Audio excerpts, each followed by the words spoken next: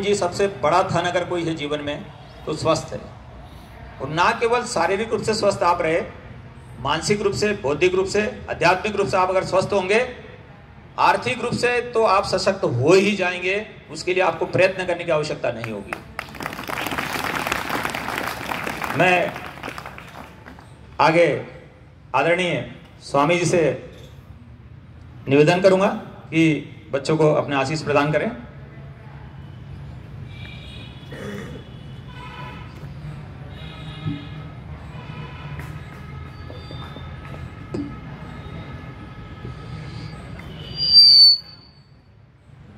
परम आदरणीय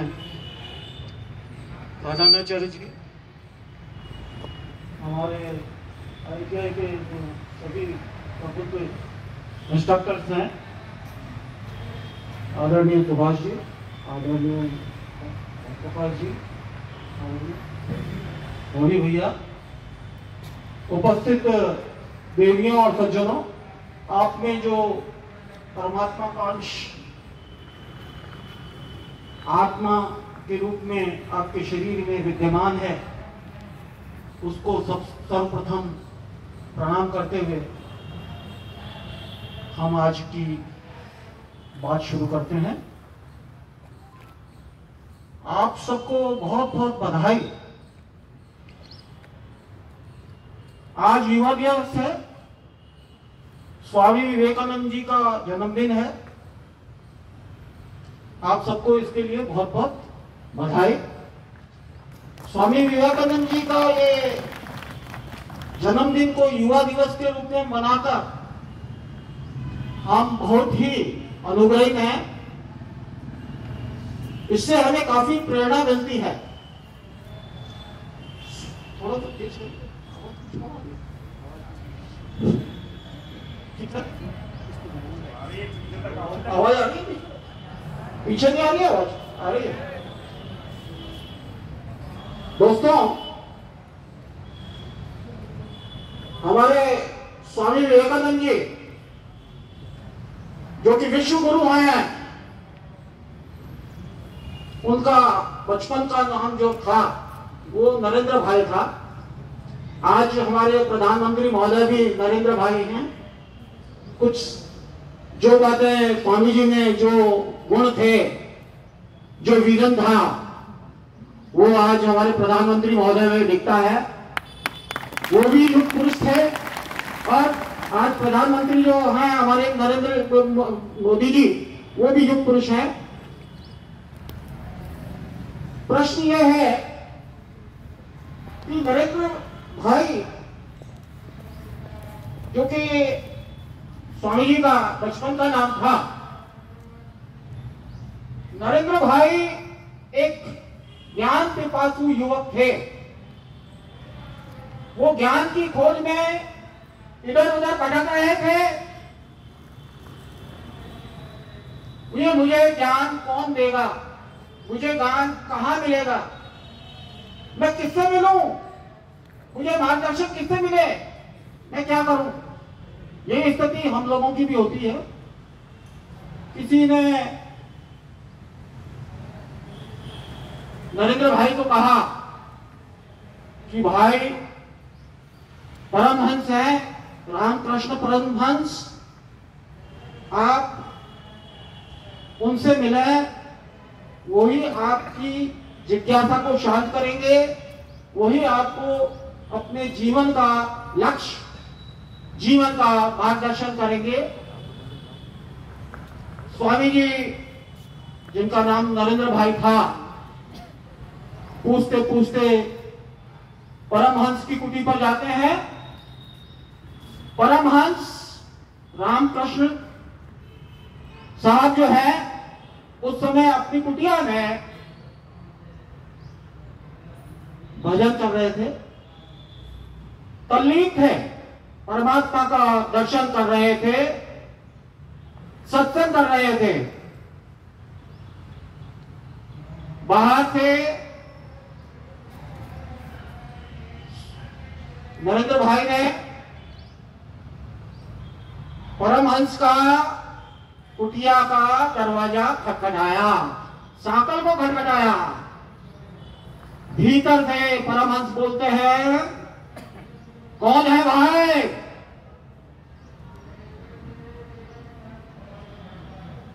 वो बाहर जो नरेंद्र भाई खड़े हैं वो ये कहते हैं, जवाब में ये कहते हैं कि मैं यही जानने के लिए आया हूं कि मैं कौन हूं।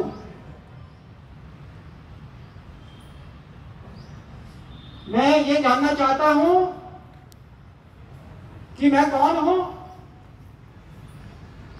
मैं किस लिए आया हूं, ये आपसे जानना चाहता हूं। जब नरेंद्र भाई की जिज्ञासा को रामकृष्ण परमहंस साहब ने देखा कि ये युवक जिज्ञासु है, कुछ करना चाहता है अपने जीवन में, तब रामकृष्ण परमहंस साहब ने उनको दीक्षा दी, अपना चेला बनाया, अपना शिष्य बनाया।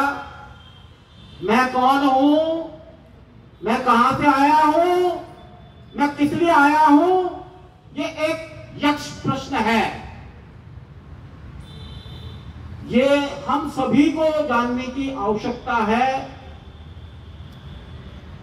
हमारे दिमाग में 24 घंटे ये बात रहनी चाहिए कि मैं कौन हूं, मैं कहां से आया हूं, मैं किस लिए आया हूं। ये यक्ष प्रश्न है। और जिस भी युवा ने, जिस भी सज्जन ने, जिन भी देवियों ने, जिसने भी इस प्रश्न को सुलझा लिया, मैं कौन हूं, कहां से आया हूं, किस लिए आया हूं, अगर यह प्रश्न सुलझ जाता है, इसका उत्तर आदमी को अपनी अंतरात्मा से मिल जाता है, तो उसका जीवन का एक लक्ष्य मिल जाता है। और जब लक्ष्य मिल जाता है तो फिर कुछ भी नामुमकिन नहीं है। हमारे स्वामी जी विवेकानंद जी महाराज